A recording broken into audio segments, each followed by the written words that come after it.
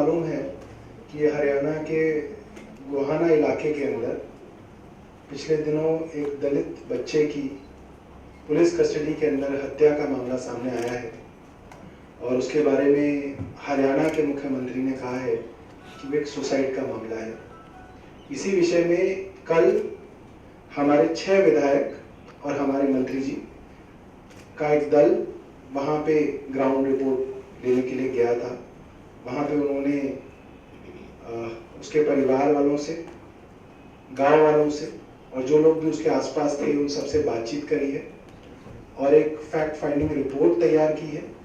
जो विधायक वहाँ पे हमारे यहाँ से गए थे वे हैं सबसे पहले हमारे मंत्री Sandeep Kumar ji, he is honourable minister SC/ST social welfare government of Delhi, Rajendra Gautam ji, Rakhi Birla, Vishesh Ravi, Manoj Kumar, Prakash Jarwal और राजू धिंगान। तो मैं अब सबसे पहले मंत्री जी से बोलूँगा कि वो थोड़ा सा ब्रीफ करें। उसके बाद राजेंद्र गौतम जी फैक्ट फाइंडिंग रिपोर्ट के बारे में आपको बताएंगे और उसके बाद राखी बिरला जो आगे कोर्स ऑफ एक्शन है पार्टी का उसके बारे में आपसे डिस्कस करेंगे। जैसे ही हमें पता चला पार्टी के उच्च अधिकारियों ने भी और सारी तमाम पार्टी ने पार्टी के दिशा निर्देश पर हमारे विधायक और मैं उनके साथ वहां पर मौके पर गया और वहां पर जाकर के देखा जिस बच्चे की वो हत्या हुई है, 14 साल का वो लड़का था और महज 5,000 रुपए की रिश्वत के एवज में जब वो नहीं दे पाए तो उसको पुलिस कस्टडी में मार दिया गया। उसके पुख्ता सबूत भी हैं, राजेंद्र गौतम जी आपको वो सारी चीजें देंगे। लेकिन इसी 1 महीने में दनकौर में हुआ दलितों के साथ, आपका गोहाना में हुआ, सारी जगह मतलब एक माहौल सा क्रिएट किया जा रहा है। ये सोची समझी एक रणनीति लग रही है कि मतलब दलितों को नजरअंदाज, उनकी आवाज को दबाया जाता है।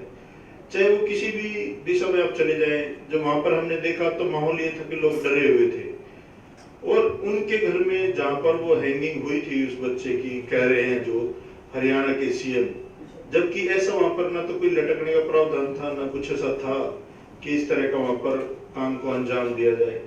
तो ये बिल्कुल दलित विरोधी लोग हैं और बयान भी उस तरह के देखते हैं। साथ ही आप VK सिंह जी को देख लीजिए, उन्होंने कहा, जो भाजपा में मंत्री भी हैं, कि अगर कोई कुत्ते को पत्थर मार दे क्या सरकार जिम्मेदार होगी।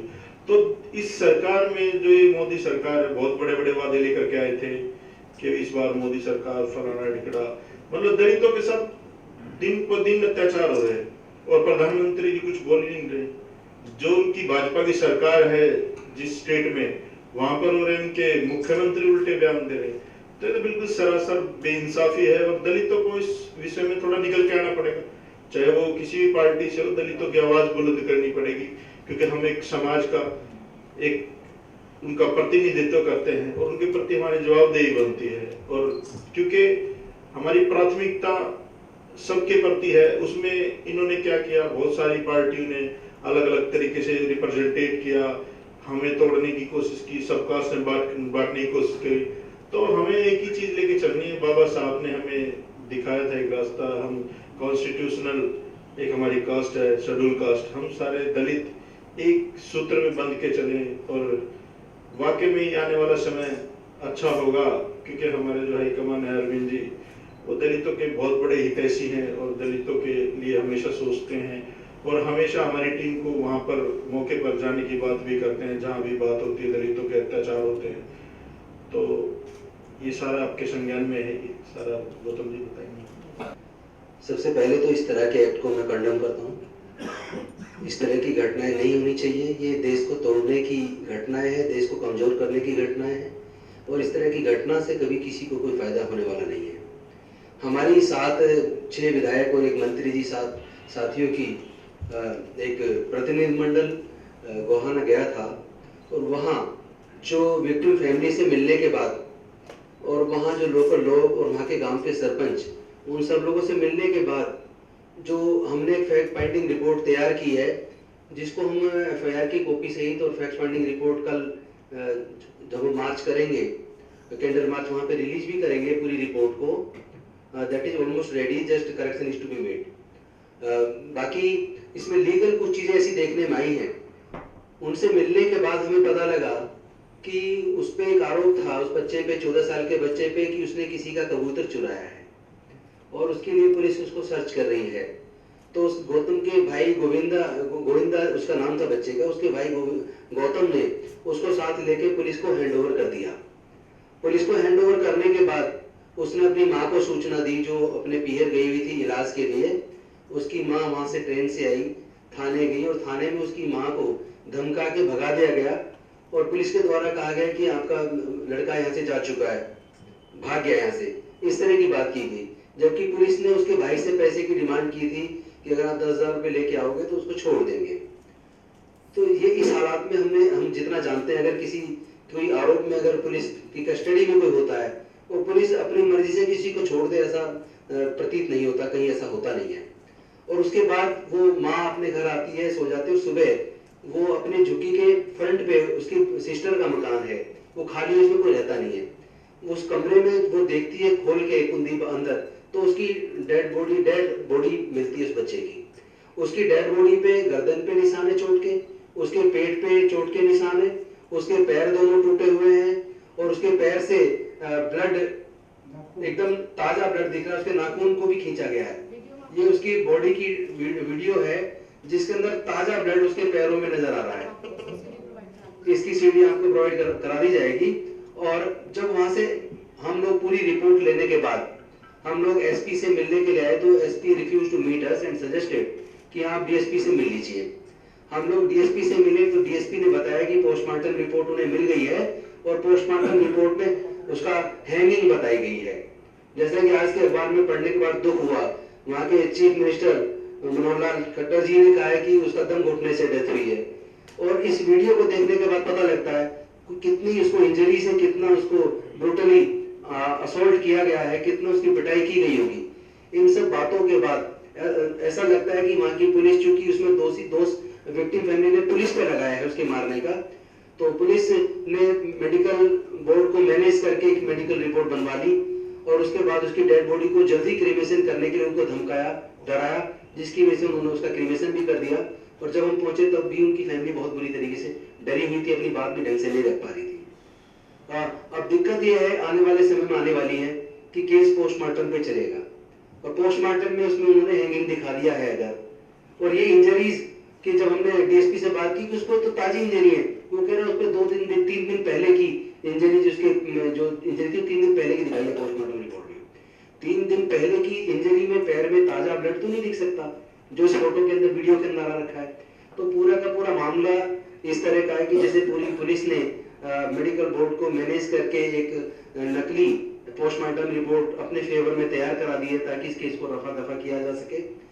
ये दुर्भाग्यपूर्ण घटना है और इस तरह की घटनाओं से इस देश में रह रहे दलित जो मूल्यवासी भी हैं, वो अपने आप को ऐसा महसूस करते हैं जैसे कि वो आज भी गुलाम हैं।